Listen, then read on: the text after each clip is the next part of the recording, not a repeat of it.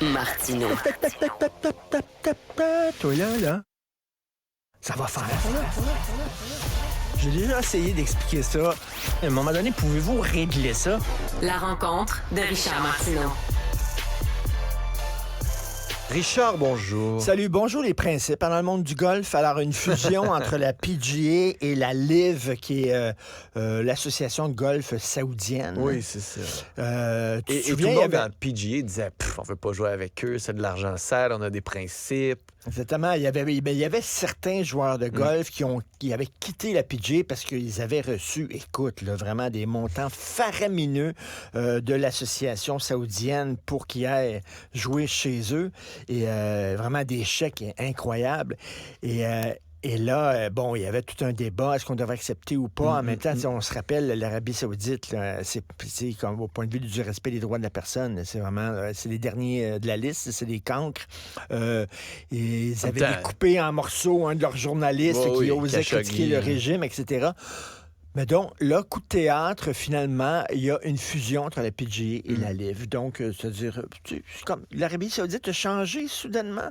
Ils sont rendus, les premiers de classe. Money talks, comme on dit. Money talks, bullshit walks. C'est fou, hein? Exactement. Non, mais en même temps, moi, c'est une question que je me posais tantôt avec Jean-François, c'est est-ce qu'on se dirige vers du sport d'élite, là, du gros sport international, dirigé uniquement par des oligarques russes puis des fonds de pétrole et qui de ce sont ces pays-là qui vont pouvoir maintenant recevoir, être l'hôte de grands événements sportifs internationaux parce que ça coûte tellement cher. Les nouveaux dictateurs, là, comme à l'époque, là, les colisées romains. Les autres sont prêts à dépenser des fortunes pour redorer leur blason, redorer leur image sur la scène internationale. De toute façon, s'il fallait qu'il y ait des travailleurs qui meurent, là, ce serait pas si grave. On l'a vu au Qatar, on l'a vu, c'est vraiment triste. Là. Alors, ça va être l'avenir des gros événements sportifs internationaux. Comme ça, d'avoir la Ligue nationale en Arabie Saoudite et en Chine. Eux autres risquent d'avoir une équipe avant Québec. Exact. Shanghai va avoir son équipe. Oui, puis l'Arabie Saoudite va avoir une équipe de hockey avant la ville de Québec. Dubaï.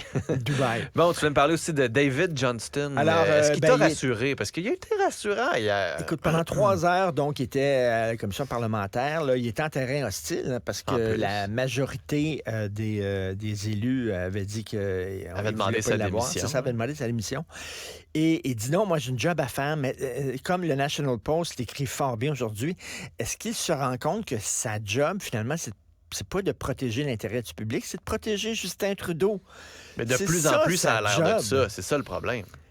C'est le bouclier de Justin Trudeau. Là, Justin Trudeau, c'est sûr qu'il veut pas de commission d'enquête publique. Écoute, il veut pas faire comme Jean Charest a fait avec la commission Charbonneau. Exact. Sous pression, il a fait une commission d'enquête, puis finalement, ça a révélé plein de choses sur son gouvernement. Ça a éclaboussé son gouvernement.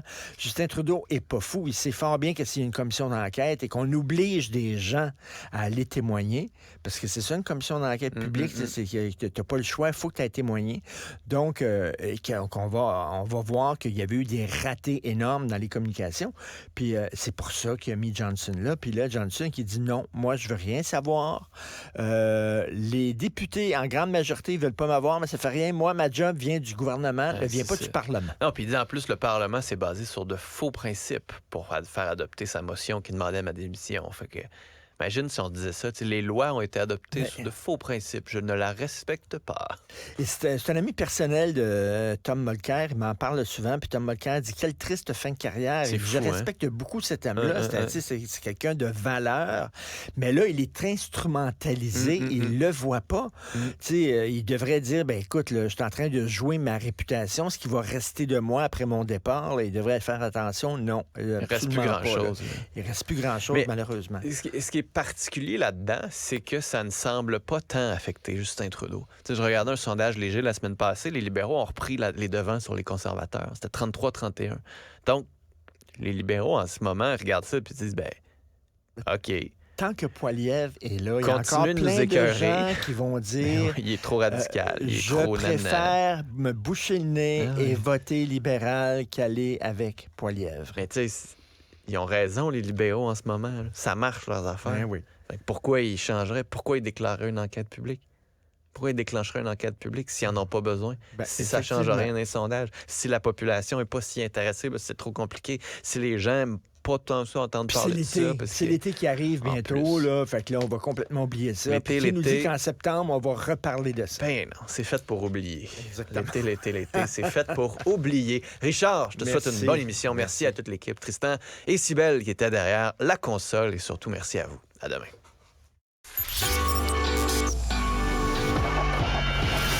Cette émission est maintenant disponible en podcast. Rendez-vous dans la section radio de l'application Cube ou du site cube.ca.